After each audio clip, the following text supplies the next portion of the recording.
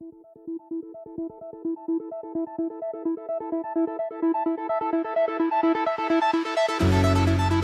listening to the Technology for Mindfulness podcast, episode 37, hosted by me, Robert Plotkin. Today I'm going to be speaking with Marla Mattenson, a relationship and intimacy expert who specializes in working with entrepreneur couples.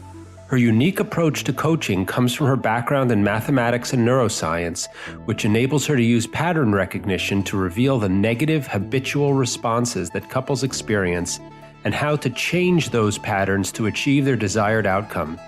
She's the author of The Relationship Redo, a must-have guide for couples in business. You can find out more about her at marlamattenson.com. We're extremely pleased to welcome Marla Mattenson to the Technology for Mindfulness podcast.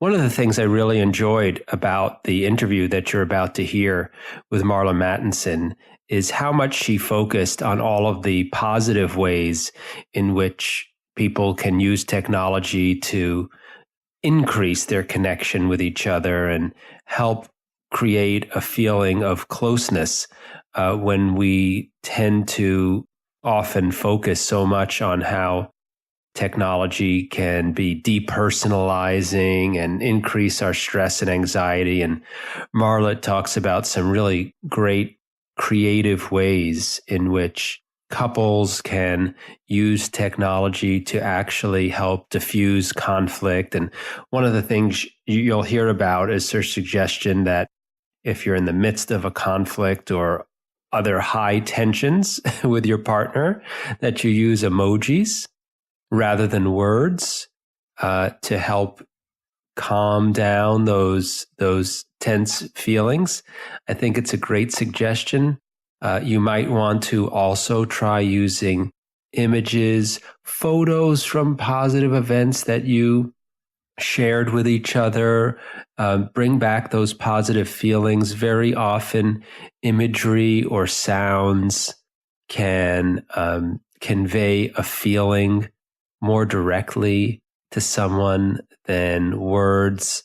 And I think we all know that sometimes when we're in the midst of a conflict and having negative feelings towards someone else or in both directions, there can be a tendency for words to be misinterpreted or interpreted, with the wrong intention behind them.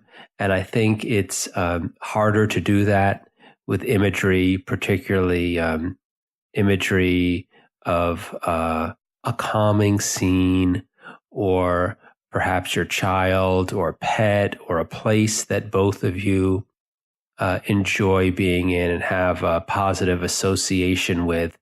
So this is today's suggestion, to think about using non-verbal communications using technology to help increase a feeling of positive connection at any time, but particularly it's something to think about using after a fight, during a fight, any other time when those bad feelings are high and when words may have a tendency to make things worse.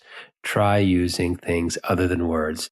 I hope you enjoy the upcoming interview with Marla Mattenson, in which we'll be talking about many, many more ways that she has as a relationship expert to help use technology to bring people closer together.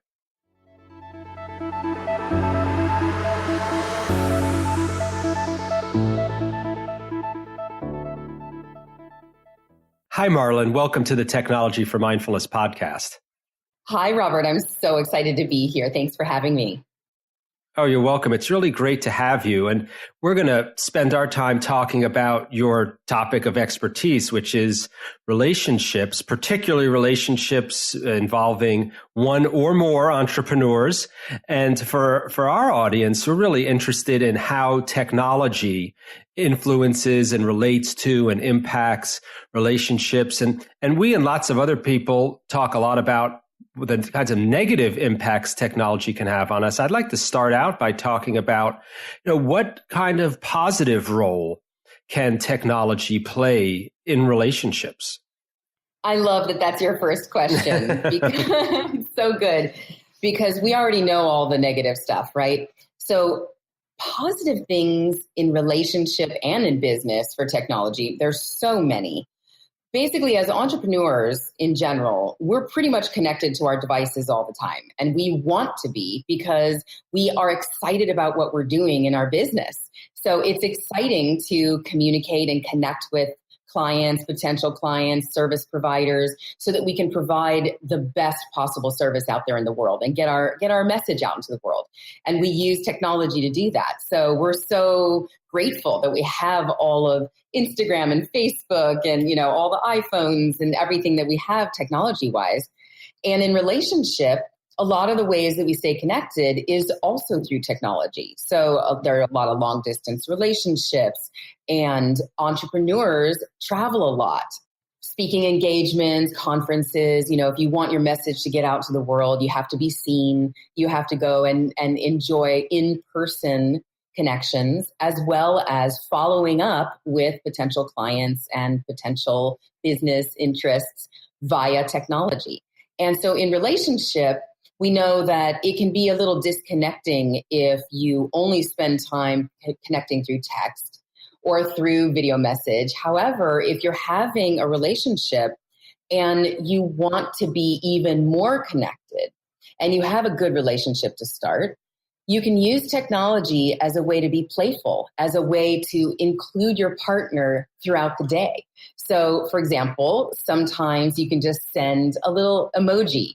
One or two emojis will brighten up your partner's day. Now, if you do it at an inopportune time during their day, it doesn't have the same impact. So again, using technology for good means you share your calendars. If you share your calendars online, then when your partner has meetings scheduled, when they have downtime scheduled, when they have little breaks. And if you look at the calendar before you send the text, then you can do it at a time where they're actually going to be able to receive it in a way that you really intend. And if you can send even a 10-second video of you thinking about your partner during the day, it has an even greater impact, so that you can say, "Oh, I'm really excited to see you later tonight. I know you're busy right now. I just wanted to send you good vibes through your day and let you know I'm thinking about you." And that's all. It's so fast. It's so easy. And it has a huge impact. And what it does is it makes a deposit into what we call the union of your relationship, right? That's the we of the relationship. Yeah, that's great. It's really great. And, I think that paying attention to the calendar just also sends the message that you're thinking about the other person's day. You're thinking about where they are and when they might feel best about hearing from you. Exactly. And see, what's happened, I think, with technology is that we're using it as a default. There have been a lot of studies on how technology is coming in between the intimacy in a relationship. And so if you don't intentionally choose to look at your partner in a downtime, in a moment of a pause in your day-to-day interactions together, if you don't intentionally choose to connect with your partner, you will unintentionally, by default, choose your technology. You'll choose your device. You'll just quickly you won't even realize you're doing it until it's already done. All of a sudden you're on Instagram, you're on Snapchat, you're on Facebook, you're checking your email, and you're forgetting that your partner's right here in real life. Mm-hmm. If you're making dinner together, or if you're hanging out together in a little downtime, we tend to use our moments of pause to check our devices rather than check in with our partner. So this has to do with intentionally wanting to get to know your partner more and to look at them and get curious. I wonder what they're interested in right now, rather than wondering what everybody else on Facebook is interested in right now. Yeah, and it's a great suggestion you make about when you're during your day and you're physically apart, because of course it's so easy to turn to the device because it's physically right there with you, and your partner may be far away, but what's so great about your suggestion is you're pointing out a way in which you can use the device to connect with your partner, and that's the positive side, even when you might be 5 miles, 1 mile, 100 miles away from each other. Exactly. And check this out. Even when you're in the same house, now, I don't know about you, maybe this never happens for you, but every once in a while, my partner and I get into a conflict. Never. Okay. Not sure if that happens for you or any of the listeners, but for Julian and I, every once in a while, we get into a conflict. And sometimes we need space when that conflict is kind of big. And so he'll go upstairs and I'll be downstairs and we'll just be taking some time. And then we've made a pre-agreement. We pre-planned this, that if we get into a conflict, the device that we use to text is only allowed to send connecting messages. So we never send a nasty, cruel, mean, I'm going to get my point across more text during a conflict. And instead, we choose to, like I said, only use it for something positive and connecting. So when I have calmed myself down enough to remember, oh my God, I love this man. This is the love of my life. This is my sweetheart, my partner in business and love and life. And what am I doing? Why am I downstairs and he's upstairs? And so I'll send a message. I'll send the white flag. I'll reach out the olive branch and I'll send a message with a sweet emoji and just say, I just want you to know I love you. And some kind of a sweet emoji. Because even as I'm down regulating my emotion in the moment, the tone of my voice may still come across a little nasty. And so instead, it's very easy to send a smiley face or a kissy face emoji with that kind message and send him that loving message, and then he can start to calm down. And then I'll say, when you're ready, I want you to know when you come downstairs, I will greet you with a hug and love. Or if you'd like me to come upstairs, I'm happy to greet you with open arms. So that way I know in advance, we're working on it together, that he's going to greet me with love, I'm going to greet him with love, and we can then work through the issue together. Instead of having all of our emotions and our chemicals in our system activated in a negative way, we're now consciously working with it so that we can calm down and doing it together using technology.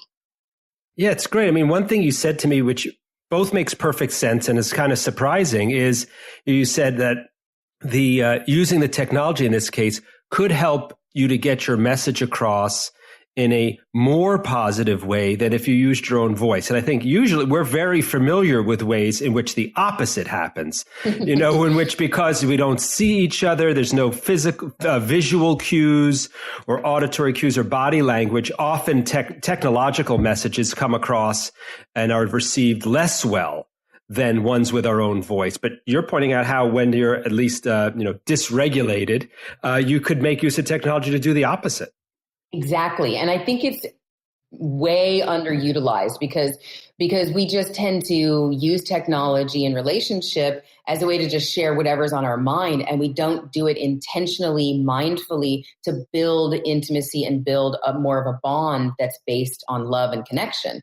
And we get a little sloppy with it. And so this is one of the very interesting kind of counterintuitive ways that we can use technology for good. And I love that because you don't think of using technology in relationship to build intimacy, but it's an amazing way to build intimacy. And if you want to get a little sexy with it, I'll keep it clean, but if you want to get a little sexy with it, once your partner responds with something favorably, you can then take a snapshot of you with like a sweet face or, maybe something a little sexier and say, FYI, here, see, I really am soft now. I really am ready to see you. Like, here's me greeting you with open arms. And it's such a loving way to connect. And it's so fun. And that's the thing is you can even do FaceTime from, across the room. It doesn't matter. It's a way to connect and have fun. That's great. And, the other thing that I really appreciated about what you said was that the two of you have agreed on this in advance. It probably wouldn't work for you to try to negotiate this out in the moment of being upset with each other. The two of you have thought about this and agreed in advance you're going to use technology in this way. Can you talk a little bit more about that? And perhaps any other, I don't know if you have other agreements or things you've worked out like this and how they've helped. We have a lot of agreements. Yes, yes. We would need a 12-hour podcast, I think, for that. But we can definitely give some good guidance here. So pre-planning in advance is a huge part of success in relationship and in business. If you think about it, if you have a business, you want to have some kind of a plan, right? It's called a business plan. You want to have some kind of direction for where you're going. And it's obvious that we want to have that in business. Now, visioning in life is a very common and very popular technique where you're visioning the best version of yourself, you're visioning the ideal business and what it looks like and how much you're earning. Well, guess what? You can do the same thing in relationship. You have a visioning session with your partner, get somewhere really relaxed and calm where, whether it's out of the house or on the beach or at a park, or even, go out to have a coffee together and say, let's vision together. We love to do it in the bathtub, by the way. That's our favorite spot to do visioning because we have a great bathtub and it's really great. And so we use visioning as a tool to become the best version of ourselves. And we're basically using the relationship as the vehicle for our own personal transformation, to become the best version of ourselves as individuals, and then to do it together as a couple. And so when you pre-plan, hey, here's how I'd like to show up in conflict. Here's how I'd like to show up when, your family's around. Here's how I personally would like to bring the qualities of love and connection and intimacy into every area of our lives. How would you like to do it? How would you like me to show up when we're in a conflict? What is your desire? Right? And so we're working together in advance of any issue, problem, event to talk about, well, what is our ideal situation here? What would work for you and what would work for me? Because remember, we're two different people with different needs, different desires. And then, of course, there's some overlap. If there wasn't overlap, we wouldn't be in a relationship, right? Yeah. And so pre-planning is really important. One thing that's really fun in terms of pre-planning that can happen on the spot, which sounds a little counterintuitive, is let's say you're in a conversation in the morning about, the type of food that your partner likes, or, there's this restaurant I always wanted to go to and we haven't gone there yet. I really want to go. Bring in technology. Bring in, Resy or, one of the online reservation places and search for that restaurant and make a reservation ASAP. Put a reservation in for the two of you on a date that they have open in their calendar because you're connected already on your calendars. And even if it's in San Francisco or Paris or something, plan it out months in advance that you get something on the calendar and plan for that and say, hey, by the way, I have a special surprise for us on this date. Are you available to travel at that time, right? So you can do it in town. You can do it just out of town where you can drive somewhere together that's really fun. Or you can also do it for something like a big plan, like a Paris trip or something really amazing like that. And the use of technology in the moment when you realize your partner is saying, God, I always wanted to go to that museum, or I always wanted to go here. Keep a list in your phone. That's one of the greatest things about having the notes section, right? You want to take a note of what does your partner love? This is how you get curious. You're walking down the street. We're not big shoppers. We don't really enjoy shopping for material possessions. But every once in a while, Julian will see something that he really likes. And so I'll put it in that note in my phone. Note to self, Julian would really love to have this globe or this thing. And then at a key opportune time, as we come into the holidays, oh, right. What does he want? Your mind goes blank. Go to your notes section. So for physical things, for trips, for dinner reservations, for museums, for, God, I miss walking on the beach with you. Plan it in advance. You've basically answered what I think were some of my other questions, which are like, when some people hear about planning, they think boring or, how is that sexy or connecting? But some of the specific ways you suggested doing it are ways to make it fun, ways to take some of the effort out of it using technology so it doesn't feel like a burden and instead it feels like something that's exciting, that's going to result in a positive experience. I wonder if you could talk a little bit more to that, and if you encounter that reaction from people that this planning or analogizing it to a business plan might be taking some of the spontaneity or fun out of it, and how can you use technology to address some of that?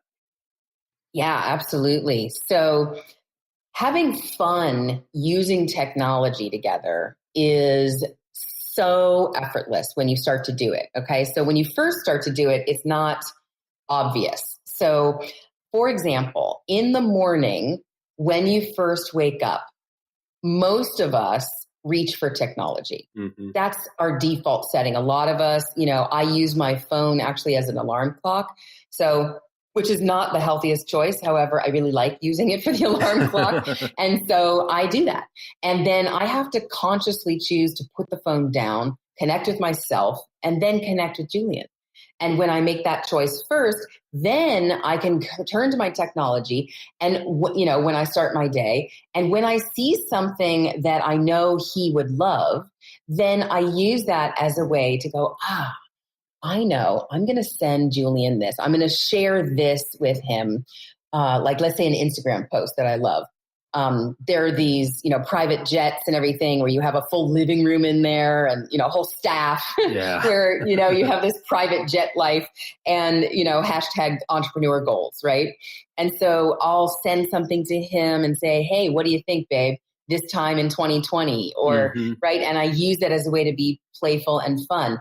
And at the same time, right, visioning, having a bigger vision together. So now we're using technology to vision together, looking on Pinterest and seeing something. He'll send me a lingerie post of saying, hey, what do you think about this? I like this. Here's something that he loves to do.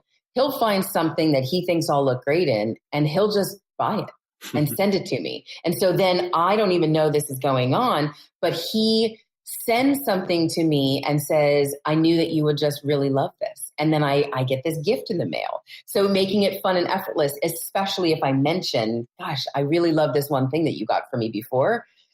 I looked at their website, they're out of business. So then he can do a little research and go do a little recon. He's a great researcher and find something. And so anytime that your partner mentions something that they enjoy or people they want to hang out with, oh God, Emily and James would love this. It would be so fun to hang out with them at this place.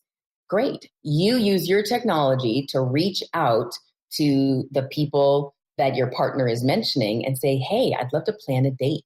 Can we plan this together and do, have some fun? And so you're the one setting that in motion. Another way is, by the way, this one is if you're really in a growth-based relationship together. This one is kind of a doozy. Okay. So if you're in a growth-based relationship and you want to grow together and you're using the relationship as a way to know yourself more, then when you show up and you do something that impacts your partner, let's say in a negative way, okay, that on the spot, your partner has full access to send you a text message to say, here's what you just said to me. I'd like you to read it out loud to me. Okay. This is deep work. So I'm just going to throw it out there because it's very intense and it's very unpleasant when you're the one who said the nasty thing. Okay. Instead of your partner responding with their negativity, they reflect back for you what you said, but without their tone of voice. They do it through technology, which softens it so that you can hear your own voice. Julian did that for me where I said something really nasty to him and I wasn't even aware that I said it. And he texted it to me and he said, and he put it in quotes. And basically what it was I said to him, what the F were you doing if you didn't bring me my sandals? Yeah. Because he said he was going to go away and get my sandals, but he got distracted and he brought in something else. And I was waiting for 20 minutes and I was like, well, what the F were you doing if you didn't bring me my sandals? And so he sent that to me in a text message in quotes. Marla Mattenson said this on this date at 9:31 a.m. And he sent it and he said, can you read that out loud? And of course I was horrified. I'm supposed to be the expert here, right? And here I am being nasty in the moment. But he, instead of taking the bait, he used technology to help me see what I was doing.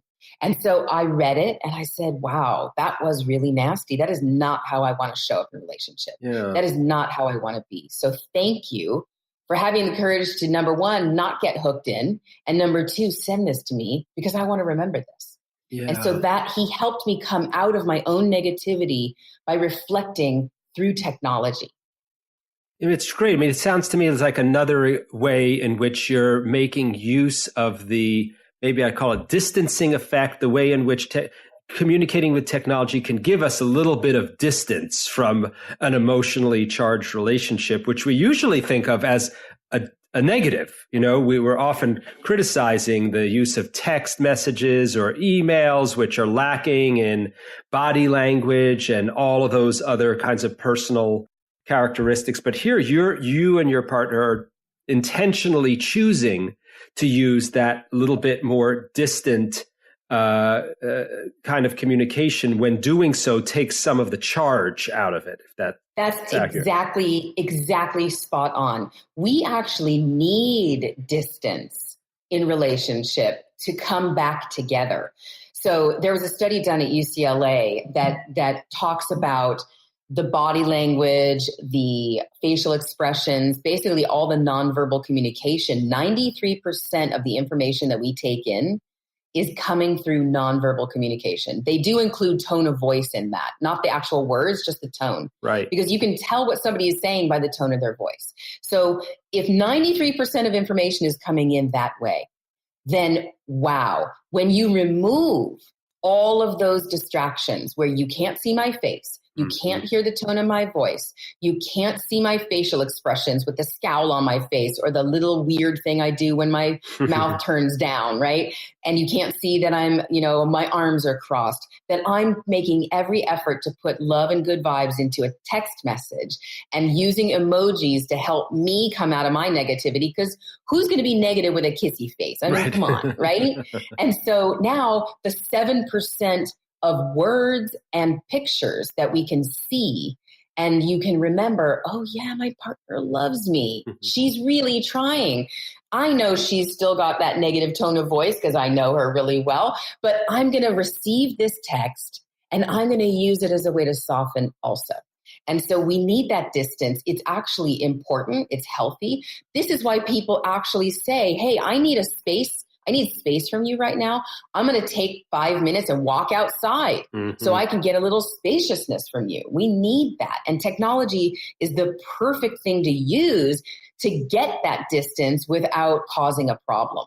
Yeah, I mean, in a way, it sounds like without technology, we had fewer options. You were either going to be physically right there in the room with each other, which could get hard to break out of that cycle together, or you'd walk into separate rooms or leave and be completely separate. And the technology now gives you some options for things that are in between. Exactly. It's a bridge. It's the bridge between total distance, which feels like abandonment and activates all of those negative chemicals in our brains to say, shut down, shut it out, shut it off, right? It completely mitigates that and allows you to continue to have a bridge together of love and hope. And we need that when we're in a conflict, because the truth is that we actually view our partners as a threat from a biological perspective. And when we do that, we don't have control over the chemicals that are flowing through our brain. We just say, I got to get away from him. I got to get away from her. I need space. I need, it's kind of like, I don't know, technology is the new man cave. You know what I'm saying? It's like, stay connected at the basic minimal level to let each other know, I still love you, even though I don't like you right now. I don't like you right now, and I always love you. So that we can stay connected in that way. And it's playful because then you can get really into it. And you can say, okay, I'm going to meet you downstairs in 3 minutes, and I'm going to be really ready to receive you like when we first met, like that kind of receiving. Let's do that. Are you willing to do that? So you can negotiate. In fact, let me tell you this one story. It's really great. So we were in Hawaii and we were at the airport waiting to board our flight. And we were there was a little cafe there. And we were sitting there at the table. And I asked Julian, hey, babe, would you get a bottle of water for me? And we have a pre-planned agreement, another one of these agreements, where we're more dedicated to the truth than we are to feeling good, which means I'd rather hear the real truth of how he feels rather than him being a yes, dear man, and vice versa. Okay. So that I can really trust him, because if he's telling me the truth, even if it hurts my feelings, then I know that he's willing to really tell me the truth. So he said no. And I didn't like it. I didn't like it at all. And so I said, okay. And I stood up and got in line, which was about 10 feet away, to get a bottle of water. It was just a counter, kind of one of those buffet things. And in the meantime, I was huffing and puffing, and I was irritated, and all these thoughts were going on in my mind. Oh, if he really loved me, he would have got the water, all of that negativity. And I'm going to punish him when I sit back down, and I'm going to ice him out, and all that horrible stuff that goes on in your mind or in my mind. And then I caught myself and I realized, oh, look at what I'm creating here. Look at all this negativity. Okay, I'm going to really work hard at opening and softening. And so I sent him a text message, literally from 10 feet away. And I said to him, I'm working really hard at calming down. What I really want to do is punish you. And I'm not going to do it. I'm choosing to not do that. And instead, I'm going to turn around and greet you with love. Would you be willing to greet me with love also? And it was so vulnerable. And the moment between after I sent the message to when he responded was total terror, because he could respond with F you, no, you're a crazy biatch. He could go anywhere. And instead, I was willing to be vulnerable to ask for that. And I was trying to soften at the same time. And about 4 seconds later, he put a heart on what I sent, and he wrote yes with exclamation points.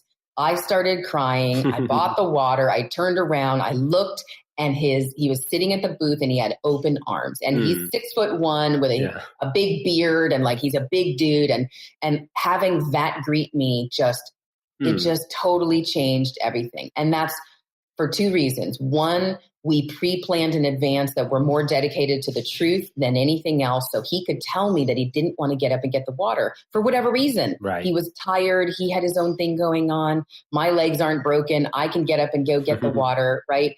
And that we're dedicated to coming back to softness and kindness and love.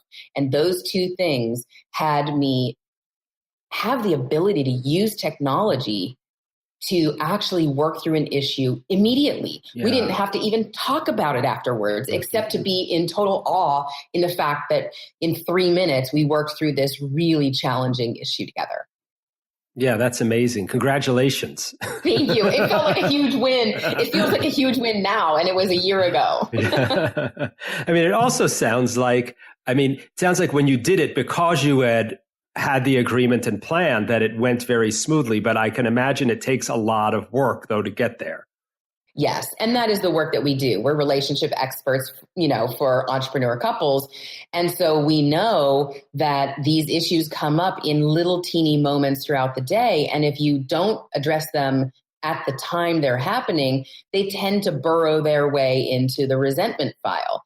And so we want to continually clean out that resentment file on a daily basis by checking in with each other to just see is there anything that's building resentment, even something that's small, so that in the moments of a big blowout like that, we can actually turn towards connection and use conflict as a way to connect rather than as a way to separate. Yeah. And, we've been talking a number of times about entrepreneurs, and I know that's a big focus of yours. Can you say a little bit about maybe the challenges and then again, the promise of technology for connecting people when you have one or both people who are entrepreneurs in a relationship? When both people are entrepreneurs in the relationship, I think that's the most exciting time. So that's our love. We love working with couples who are both in the same business together. We also enjoy, of course, working with entrepreneurs who have their own business, or even when one person is an employee, but they have an entrepreneur mindset, right? Where they're really connected to the bottom line of the company they work for, and they really care about growth and risk taking and really getting out there and getting that message out there, whether it's theirs or the company's. So the biggest issue with entrepreneurs is time. Time is the biggest issue. There's never enough time. There's always more on the to-do list, which we actually call the to-done list because we're visioning it as already done. And so if time is the biggest issue, then how we choose to use our time is the most important thing in terms of connection, in terms of bringing in income, in terms of relaxing and self-care time. And so using the calendar is number one. If we use the calendar, technology comes to the rescue. You don't have to have the huge calendars that are on the wall where you're writing things in by hand anymore. You know, that's antiquated. It's fun and it's a great visual, but it's unnecessary now. We can actually use technology to stay connected, not only with our partners in business and in love, but also with our team. So everybody gets to see what's going on and everyone's on the same page. Now we have technology like Slack and Monday.com and all these other technologies where you can stay connected and organized. You know, we use Monday.com for having our list of items for the household to purchase. So our assistant can look at that. And, you know, if I happen to be in the kitchen and there are no more paper towels, put it on the list, somebody else is going to handle it. So using time efficiently, using technology is one of the best things that we can do. So for example, as entrepreneurs, if you're going to schedule time with your partner, schedule no electronic time. Okay. So that you can literally have maybe 30 minutes, 45 minutes, 2 hours where you're just spending time together with a timer, with some kind of an alarm clock where you're putting it on airplane mode with the exception of this timer, right? Where you can go be out in the world together or cuddle together on a couch or even zone out together and watch something on TV. Nothing wrong with that. Again, that's technology too. Right. Enjoy it, right? It's there for a reason. Get into one of your, when's Game of Thrones happening again? You know, it feels to me like we've just barely touched the surface of the kinds of insights you have and experience and things you've learned in your own life and that you can teach couples and entrepreneurs and relationships about how to make positive connecting use of technology. I'm sure we could keep talking on and on, but can you tell our listeners, where they can connect with you more and learn more about you and your work and what you do with people in relationship? Instagram is one of the best places to find us together, which is The Intimacy Experts on Instagram, which is our profile together. Anyone is also, of course, welcome to follow me on Instagram at Marla Mattenson and also on Facebook, LinkedIn, and Twitter. And send me a message. I love to receive messages from people with questions and, comments. We love engaging in our social media and just connecting through there. It's one of the best ways. And we love talking with people on Facebook Lives and enjoying the real community that's out there. So if you're interested in entrepreneurship, in relationship work, in growing as a couple together, definitely check us out, The Intimacy Experts. And I would love to connect with any of your listeners. That's fantastic. And I probably shouldn't be surprised that although a lot of people out there who are experts on topics don't encourage people to connect with them directly, that you as someone who specializes in relationships would love hearing from people. So I really appreciate that you let us know that. Marla, I've really enjoyed talking to you today. And thanks so much for being on the Technology for Mindfulness podcast. Thank you so much for having me, Robert.